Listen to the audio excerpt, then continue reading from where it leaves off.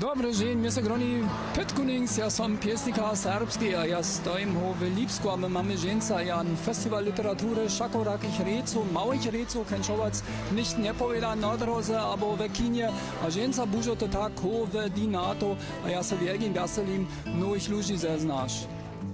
Bona tarda, soc la Sílvia Aymeric, escriptora i traductora. Som aquí a Leipzig perquè el lectorat de català ha fet una feina excel·lent, ha organitzat un acte on les llengües en diverses situacions minoritzades, mitjanes i grans llengües poden tenir un lloc de trobada. Leipzig és un lloc amb una capacitat molt gran de recepció de tots nosaltres i venim a presentar el projecte Versions Múltiples, lloc de trobada de diferents cultures, que celebra ara els 4 anys i esperem poder-ne celebrar Moi ben, vimos de celebrar hoxe aquí en Leipzig o Día Internacional dos Traductores e Traductoras, unhas xornadas, un festival, unhas xornadas moi interesantes, xa que reunimos a xente falantes de sórabe, de irlandés, de galés, de vasco, de catalán, de galego, non? Houve versións traducidas de poemas en distintas linguas, unhas xornadas realmente interesantes para poñer en contacto a todas as linguas minorizadas e todas as minorías de Europa. Faltan linguas, pero iremos establecendo contacto sempre interesante.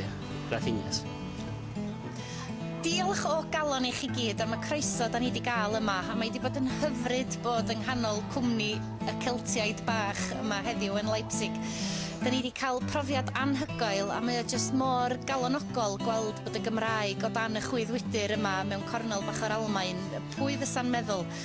Unrhyw bryd mae rhywun eisiau dod i Gymru, cofiwch dod i'n gweld ni, mae'r croeso'n gynnes iawn a pob peth am y trefniadau wedi bod yn wych a da ni'n dymuno y gorau un i bob un ohonoch chi.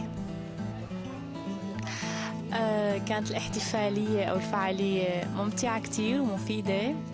بصراحة فرصة لحتى الواحد يتعرف على ثقافات متنوعة. لغات الأقليات هي شيء كتير مهم بكل مجتمع. هون إلها كمان أهمية أكتر خاصة بالمجتمع الأكاديمي أو بالجامعات. Mae wedi bod yn fraint i mi ddod yma i Leipzig i fod yn rhan o'r wyl yma. A dwi'n grediniol bod cynnal y ieithoedd lleafrifol hyd a lled Ewrop yn hynod o bwysig, achos bod hawdd wedi cael 2 neu 4 iaith mewn ar unrhyw gyfandir. Yr un sy'n cadw pob peth at ei gilydd ydy'r ieithoedd bychain hynny sydd yn rhoi lliw i bob peth. Tydi 4 lliw ddim digon da, mae rhaid cael llawer iawn o liwiau.